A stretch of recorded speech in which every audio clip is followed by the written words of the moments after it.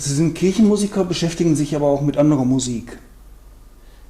Ja, ich bin eigentlich klassisch erzogen, vom ersten Klavierunterricht an, habe mich aber sehr früh auch mit anderen Dingen beschäftigt, die damals nicht so in den Klavierunterricht einbezogen wurden.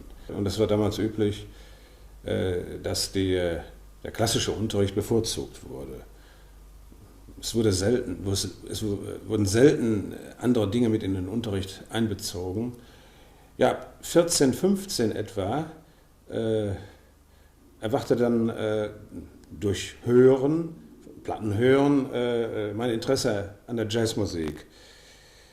Und von da aus sind eigentlich viele Impulse ausgegangen, auch durch meine Tätigkeit in verschiedenen Bands, größeren und kleineren, alle möglichen Arten von Tanzmusiken wurden gespielt, bis auch ich selbst so weit war, dass ich eigentlich jazzmäßig einigermaßen improvisieren konnte.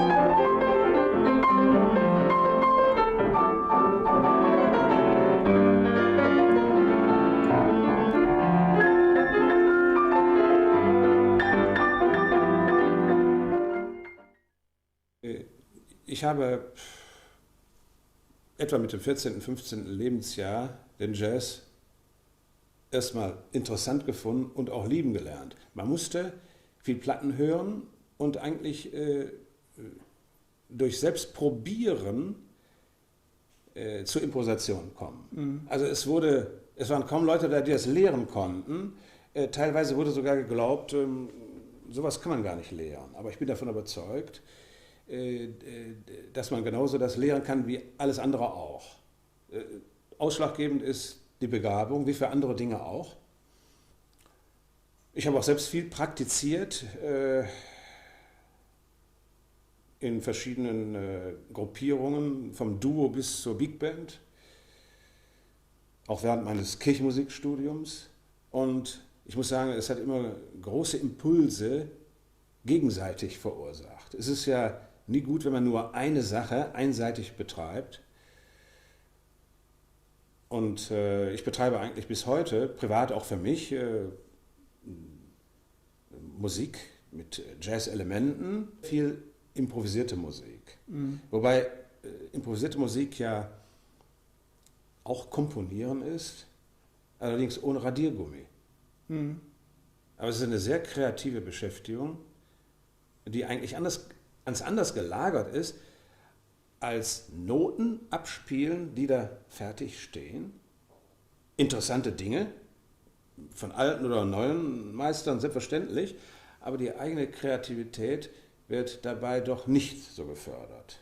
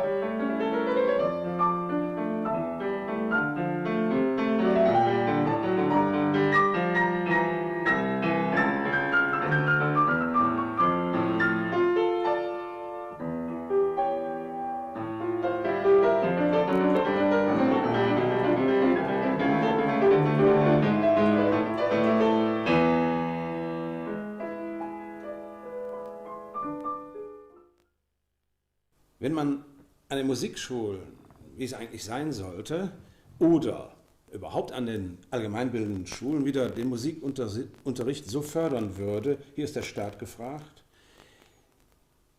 dass ein Kind vom Kindergarten praktisch an mit Musik beschäftigt ist, so ein Kind wird auch nachher mal ein Konzert besuchen oder überhaupt qualitative Unterschiede kennenlernen und von selbst dann nicht mehr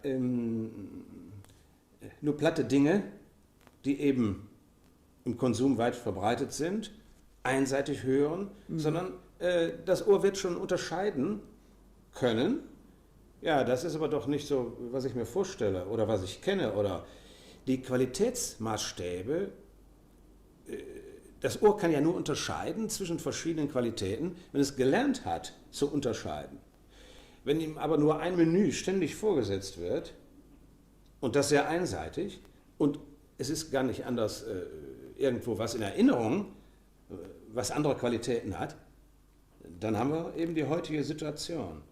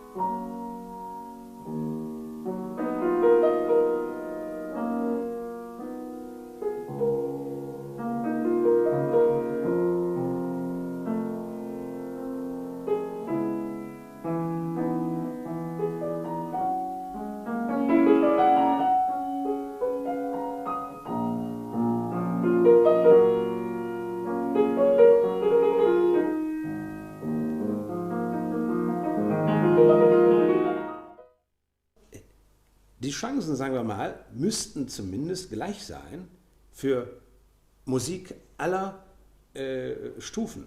Ja? Oder man kann auch sagen, alles zu seiner Zeit. Nicht? Aber wenn natürlich nur eine Richtung breitgeschlagen wird und es wird immer einfacher, sprich auch primitiver,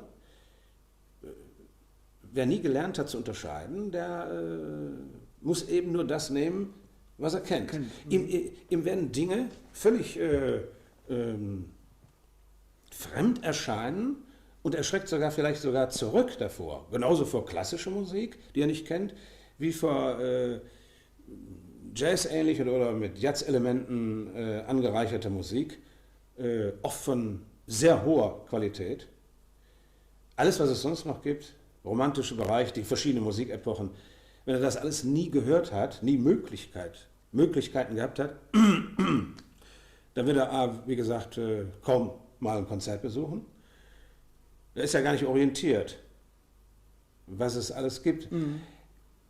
Er hat eigentlich auch viel verpasst, aber es ist selten die Schuld vom Hörer, sondern es ist die Sache, was er kennengelernt hat. Konsumfeld, Erziehung. Ja, Erziehung, Umfeld, alles das spielt eine Rolle. Obwohl die Möglichkeiten sind ja heute eigentlich groß, auch Musikunterricht oder sich mit Musik zu beschäftigen. Es gibt die Musikschulen, es gibt Privatmusiklehrer, es gibt viele Möglichkeiten, aber Eigeninitiative führt natürlich auch zu solchen oder anderen Ergebnissen.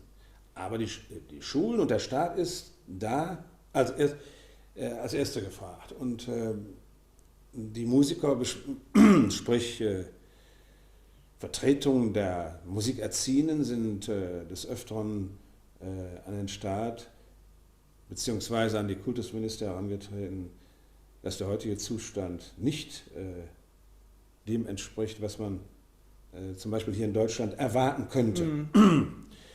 Denn in der Musikerziehung waren wir früher zumindest mitführend und heute ist es doch leicht nach unten abgedriftet.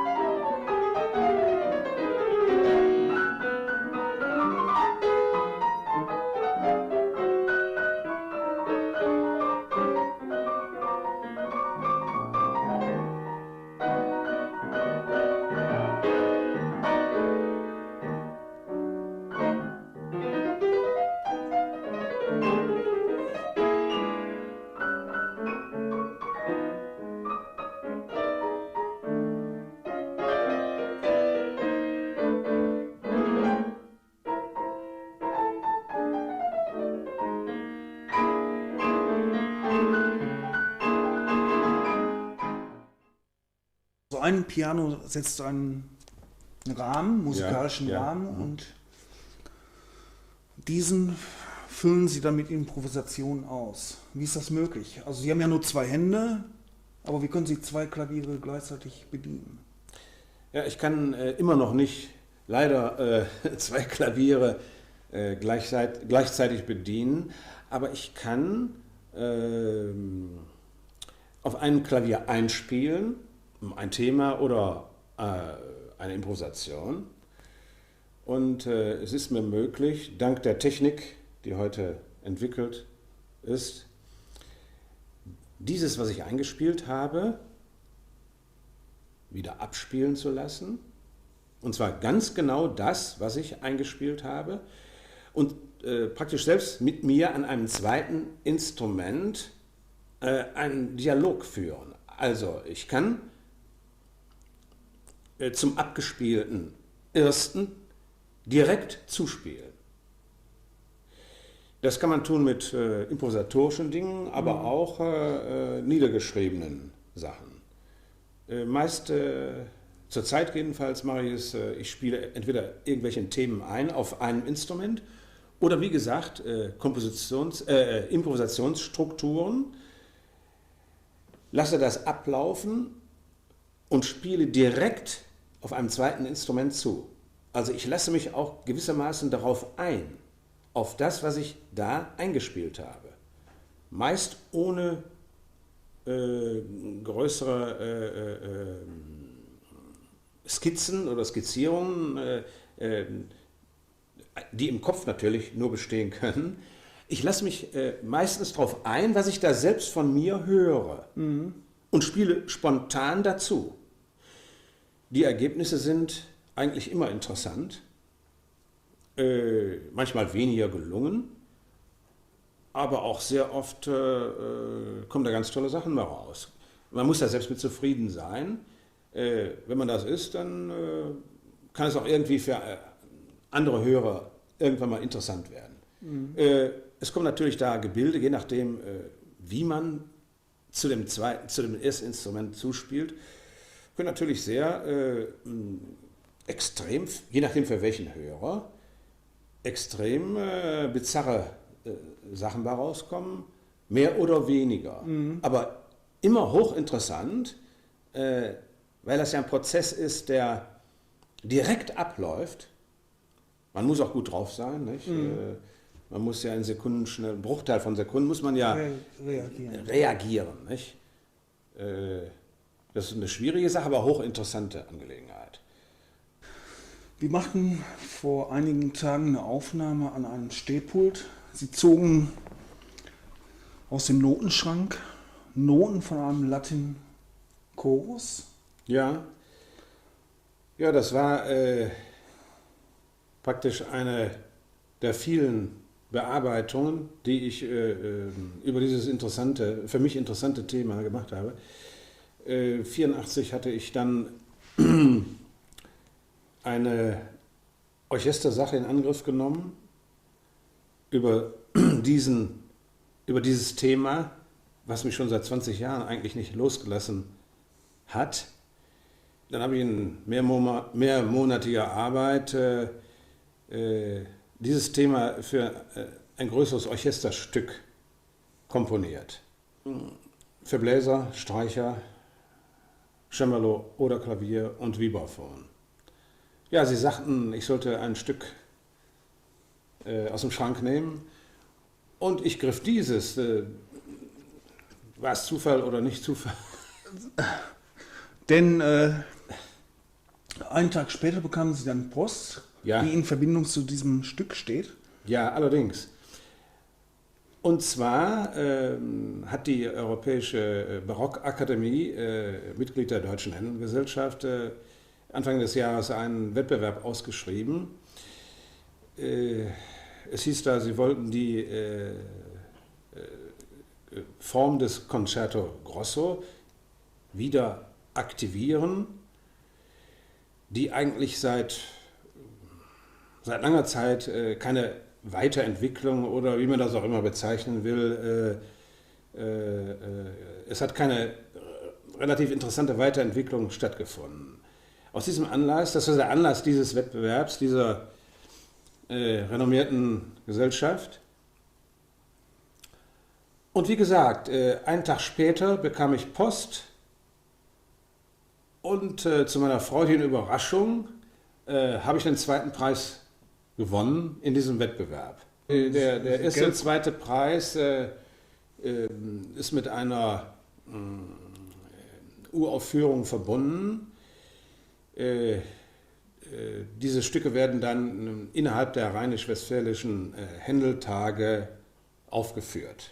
Sehen Sie Ihren Beruf als Kirchenmusiker als Standbein und diese kompositorischen Aufgaben als Spielbein? Hochinteressant. Ich möchte das aber keineswegs abwertend sehen. Ich sehe mich als Kirchenmusiker und ich übe den Beruf sehr gerne aus. Aber es ist schon ein Standbein. Ja, man kann schon sagen, dass es ein Standbein ist.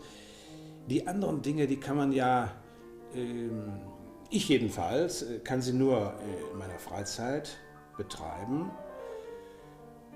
Ach ja, da hat die Kirche auch schon eigentlich auch Nutzen von gezogen, denn ich habe ja, wenn ich mal so grob überlege, 25 bis 30 interessante Werke für die Kirche geschrieben. Das heißt geistliche Musik, kleinere, größere Dinge, je nachdem. Aber es ist schon so, wie Sie sagen, ein hochinteressanter Vergleich. Kollegen sagen, man kann es sehen, auch in verschiedenen Kompositionen, dass ich zwar klassisch ausgebildet bin, auch natürlich dann später Kirchenmusik studiert habe, die kontrapunktischen Dinge und so weiter. Das ist eigentlich alles heute bei mir vorhanden. Nicht? Ich kann auch da verschiedene Register ziehen. Nicht? Mhm.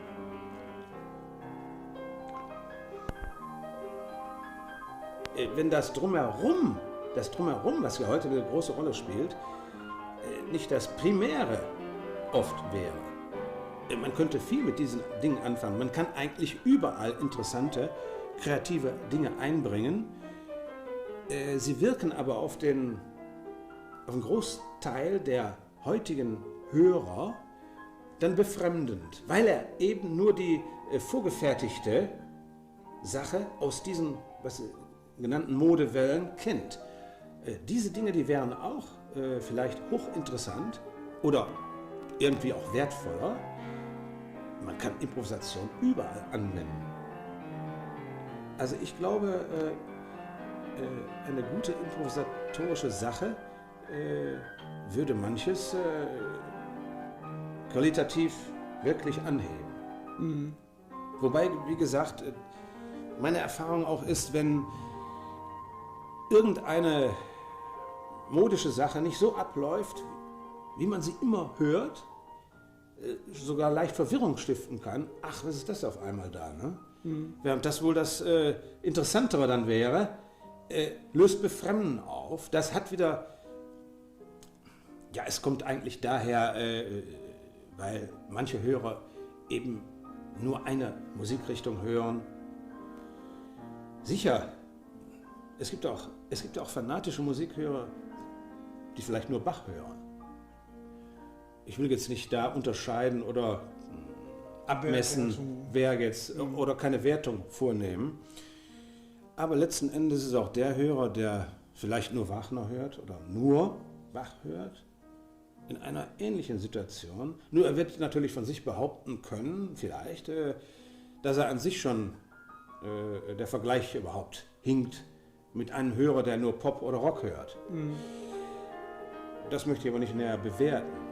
Aber für mich ist derjenige Hörer, der auch fanatisch Musik, es gibt ja solche Hörer, nicht? Mhm. Die sagen, nur Beethoven oder nur Bruckner. Die engen sich auch selbst ein, nicht? Mhm. Das finde ich nicht gut und also auch für Jugendliche und Kinder von Anfang an, soweit es möglich ist, vom Alter her, ist es ratsam, doch sehr verschiedene Musiken hören zu lassen und sich auch mit zu beschäftigen.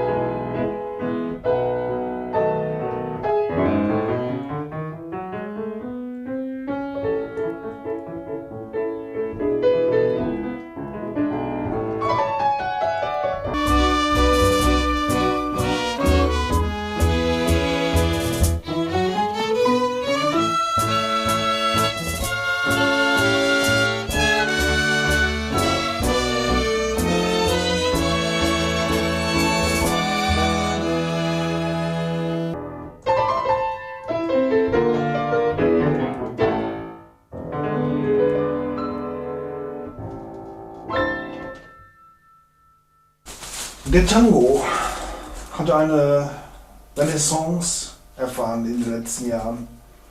Oder war der Tango eigentlich nie verschwunden? Eigentlich war der Tango nie verschwunden. Er gehört ja zu den klassischen Standardtänzen. Aber es sieht so aus, als wenn er in den letzten Jahren tatsächlich eine Renaissance erfahren hätte. Besonders eigentlich in den letzten 2 Jahren, soweit mir bekannt ist. Im Heimatland Argentinien sagt man, er ist eines unserer größten Kulturgüter. Und man legt großen Wert darauf, dieses Kulturgut zu exportieren. Neuerdings wieder verstärkt zu exportieren. Es gibt eine Academia del Tango. Das ist ja schon einiges. Vergleichbares fällt mir hier nicht ein, dass es sowas geben würde für irgendeine geartete Volksmusik. Es wäre vielleicht gut als Anregung, solche Dinge mal auf andere Art und Weise zu fördern. Naja, das tun jedenfalls die Argentinier. Die Förderung gestaltet sich dann in welcher Art? Ja, dass zum Beispiel, wo Kosten entstehen oder wo Leute ins Ausland reisen oder die ins Ausland geschickt werden, die werden auch tatsächlich unterstützt, auch mit Geldmitteln, soweit mir bekannt ist. Also das wird ihnen erleichtert, ja, wenn sie in Sachen Tango auftreten. Die Musik in Argentinien, also das heißt jetzt speziell diese Tango-Musik, auch in Argentinien selbst, wird subventioniert, ja, dass sie noch stärker gefördert wird, auch für die Jugend und so weiter in diesen Bereichen. Inwieweit ist der Name Bele mit dem Tango verbunden? Ja, der Name Bele. Der klingt ja jetzt gerade nicht argentinisch, muss man sagen. Nein, der klingt gewiss nicht argentinisch. Es ist so gewesen, ich hatte eigentlich immer eine gute Beziehung als Musiker zur lateinamerikanischen Musik. Also seit ich 16, 17 bin. Ich habe mich immer sehr dafür interessiert.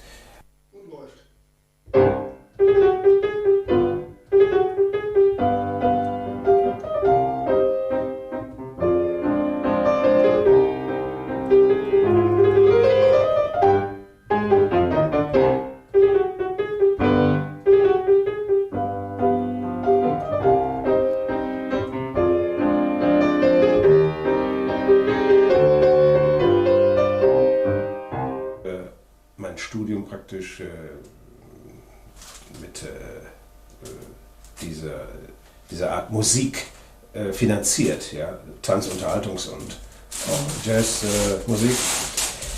Und vor 2 Jahren hat die GEMA-Stiftung in Verbindung mit dem Senat Berlin, sprich Kultursenator Berlin, und es war noch eine andere Sache dabei, weil man sah, dass die Salonmusik wieder populärer wurde, jedenfalls populärer, als sie mal nach dem Krieg lange Jahre war.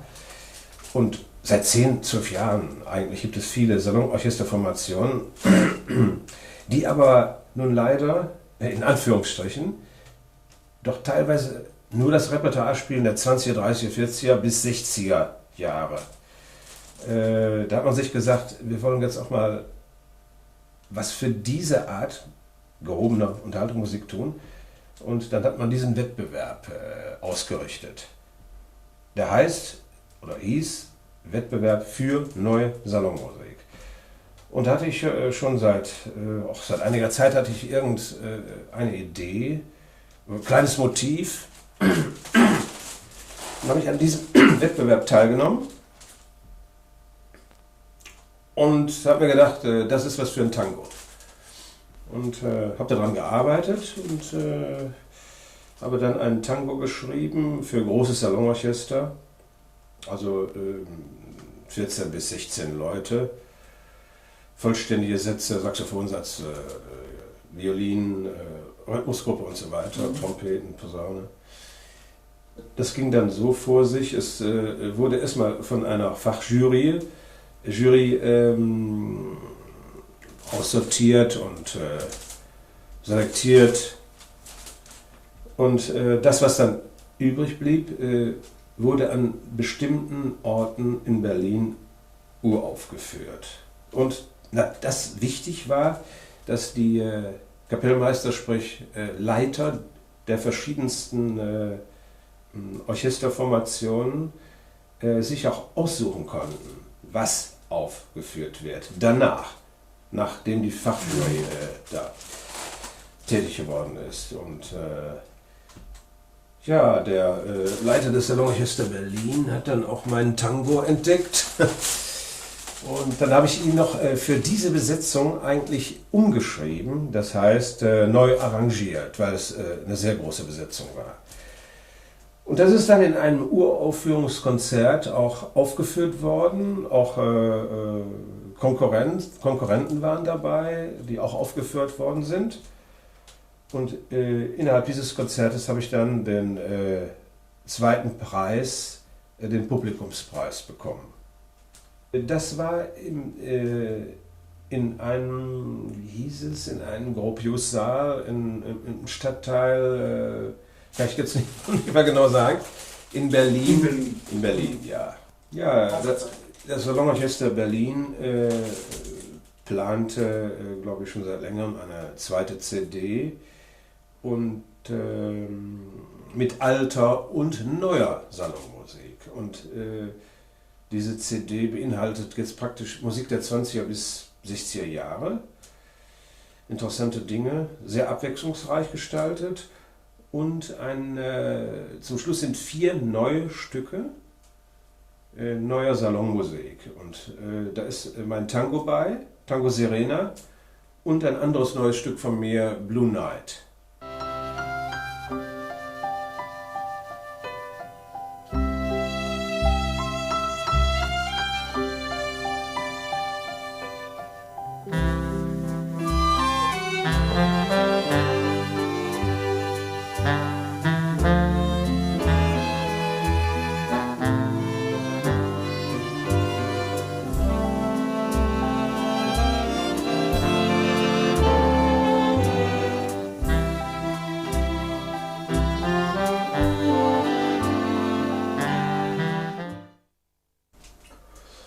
Und Berlin ist also nicht nur Sitz des Orchesters, sondern auch des Verlegers. Der ist auch verlegt worden. Ne? Ja gut, diese 2 Stücke, Tango Serena und Blue Night, hat der Berliner Verleger Zisnitz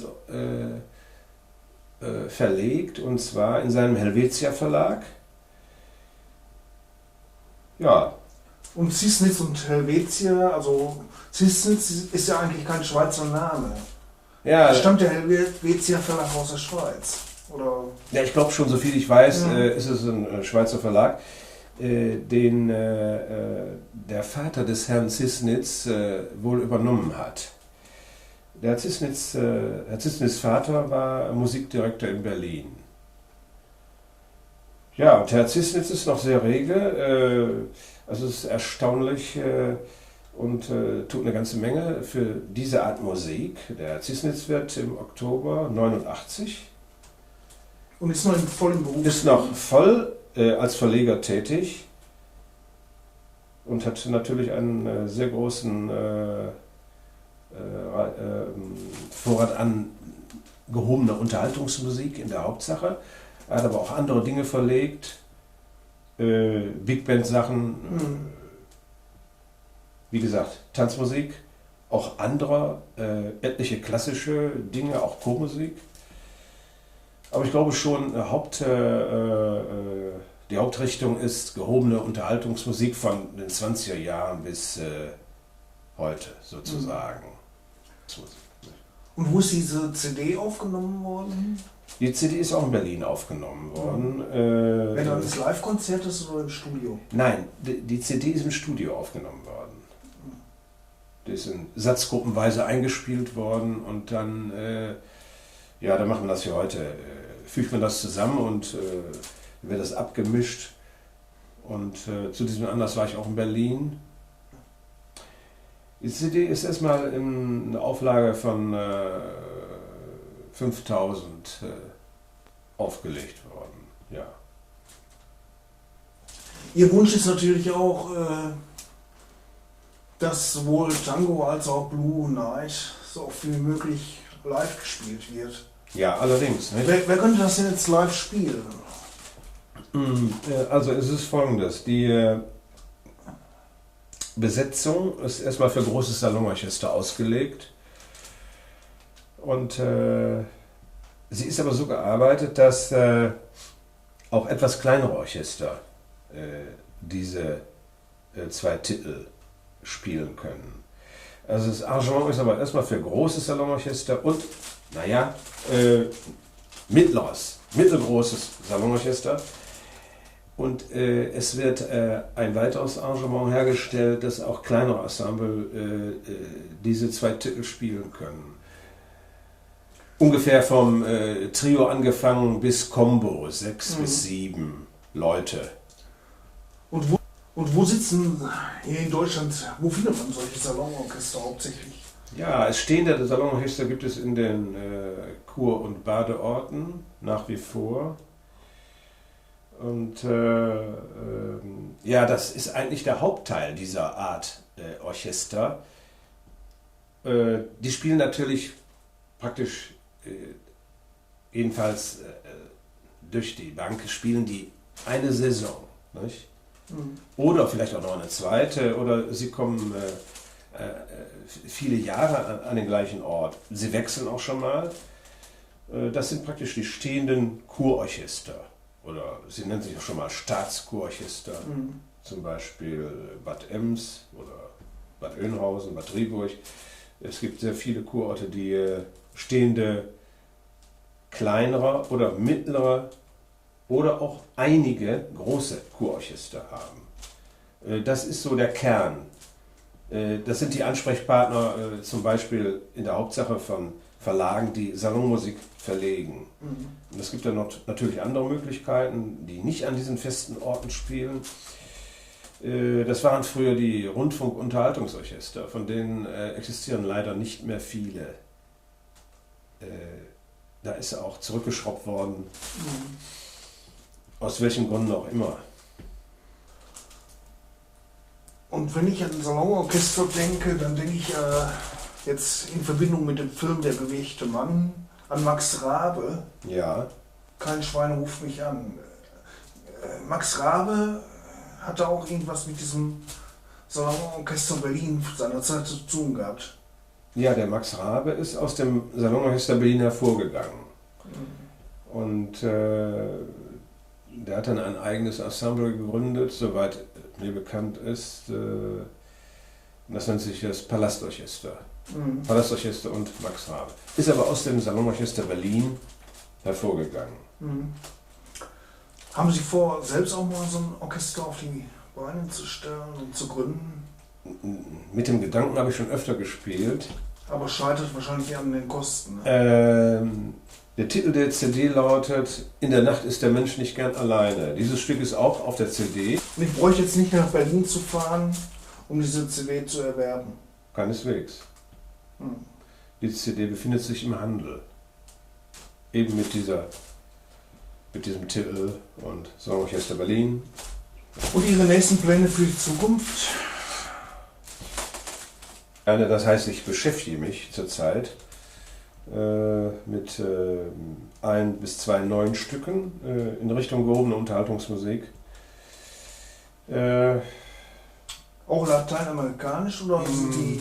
Ja, es ist ein neues Stück, habe ich in Arbeit, das heißt schon fast fertig. Auch erstmal für große Besetzung, aber auch direkt geplant für mittlere, also Combo bis zum Trio. Das muss man dann noch fertig arrangieren. Das ist ein Titel, der als Kern einen Begin-Rhythmus hat, aber dann im Mittelteil ein bisschen jazzig, Big Band-mäßig läuft und dann wieder den ersten Teil des Begin-Rhythmus aufnimmt. Das ist so eine ABA-Gestaltung sozusagen. Also in der Mitte wird ein bisschen aufgerissen, nicht? Durch Jazz-Elemente. Ja, dann danke ich für dieses Gespräch. Danke mich auch. Ich wünsche viel Erfolg Dankeschön. weiterhin und viele Salonorchester, die ihre Musik spielen. Dankeschön.